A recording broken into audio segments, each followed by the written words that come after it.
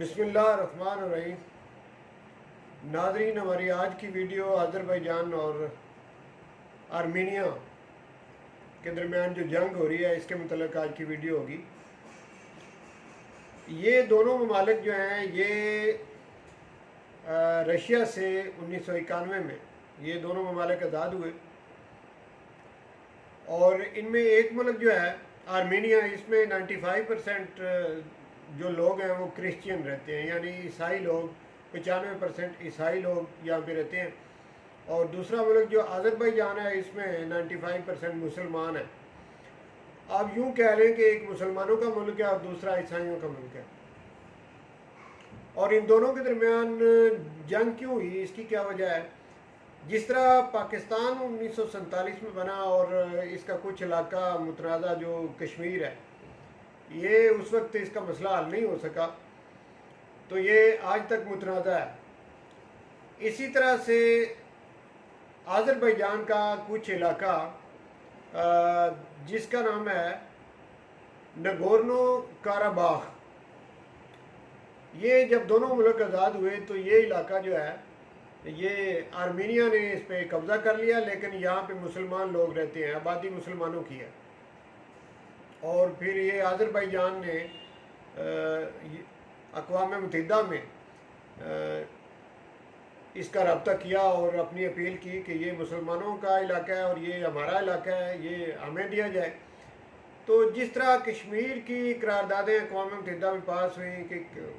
اور وہ پاکستان کے حق میں جاتی ہیں، اسی طرح سے اقوام متحدہ نے وہ علاقہ جو ہے وہ قراردادیں جو پاس ہوئیں وہ آذربائیجان کے حق میں ہوئیں، لیکن قراردادیں پاس ہونے کے باوجود 30 سال گزر گئے ہیں۔ یہ آپ 1991 اور 92 سے شروع کر کے اب تک آپ دیکھیں تو یہ تقریباً 30 سال گزر گئے،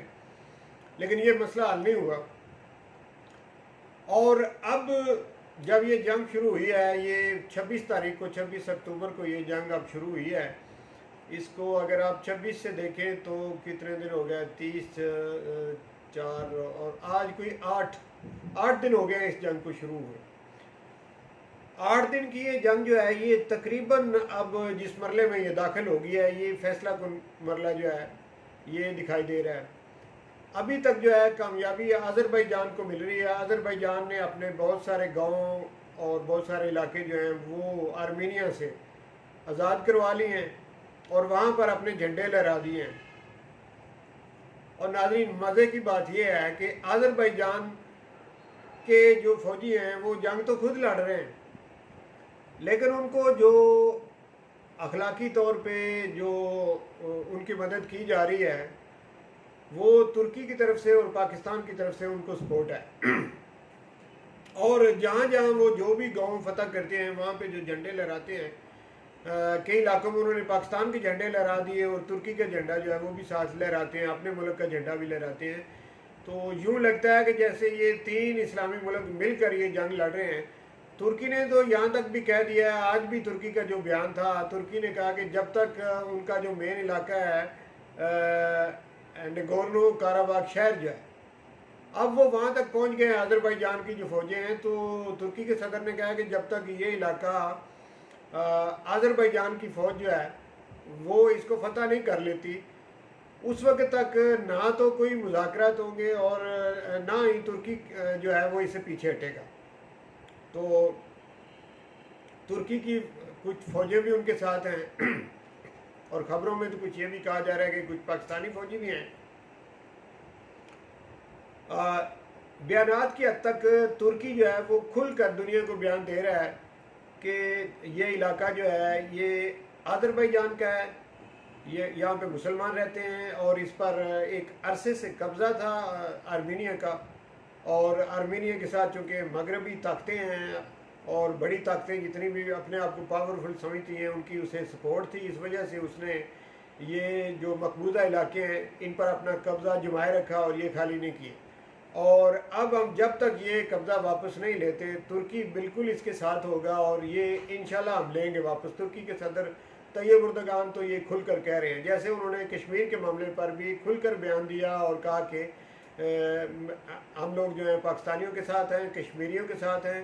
اور کشمیر کے جو مسلمان ہیں ان پر جب تک ظلم یہ مودی اور اس کی حکومت کرتی رہے گی تو ترکی جو ہے ان کے مقابل جو ہے وہ کھڑا رہے گا۔ اتنا کھلا بیان جس طرح ترکی نے کشمیر پہ دیا ہے، اسی طرح سے ترکی جو ہے ان کے ساتھ بھی ہے، اور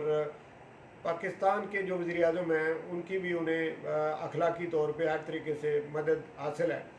تو یہ دونوں لیڈر ہمارے جو مسلم امہ کے ہیں، طیب اردگان اور عمران خان،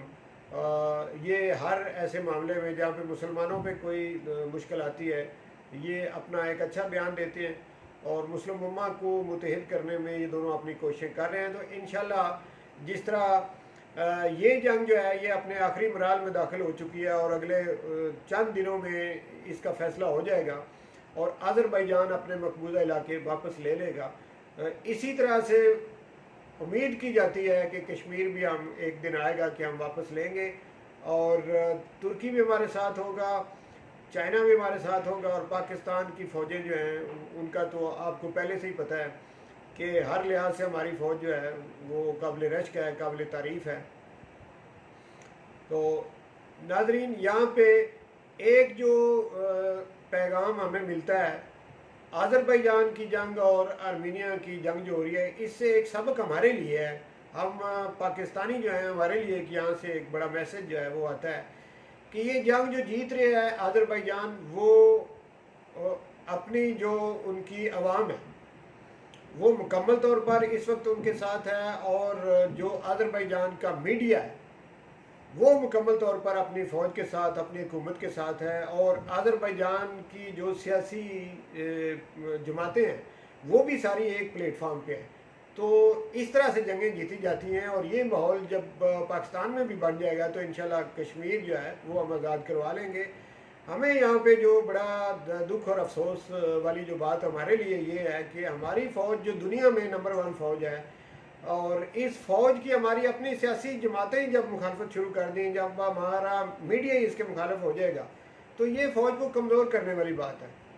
تو ہمیں بھی آذربائیجان سے یہ سبق سیکھنا چاہیے، اپنی فوج کے ساتھ کھڑا ہونا چاہیے۔ انشاءاللہ آذربائیجان نے اپنے مقبوضہ علاقے جو ہیں وہ ان سے آزاد کروانے کے وہ قریب ہیں، اور وہ کروا لیں گے۔ اسی طریقے سے ہم بھی ایک دن کشمیر آزاد کروائیں گے، لیکن یہ جو کمی ہمارے اندر ہے اس کو ہمیں پورا کرنا پڑے گا۔ تو اسی امید کے ساتھ کہ اللہ کرے مسلم امہ جہاں جہاں بھی ہمارے مسلمان ہیں ان کا آپس میں ایک اتحاد ہو، ان کے اندر ایک پازیٹیوٹی آئے، ایک اچھی سوچ آئے اپنی امت کے لیے، اور یہ آپس میں جو ایک دوسرے کی ہم لیگ پولنگ کرتے ہیں اس سے اللہ تعالیٰ ہمیں بچائے، ہماری جو طاقت ہے وہ بڑھ جائے گی انشاءاللہ۔ تو اسی دعا کے ساتھ کہ اللہ یہ وقت لائے میں اپنی ویڈیو کو ختم کرتا ہوں۔ پاکستان زندہ باد اور پاک فوج پائندہ باد۔ بہت شکریہ ناظرین۔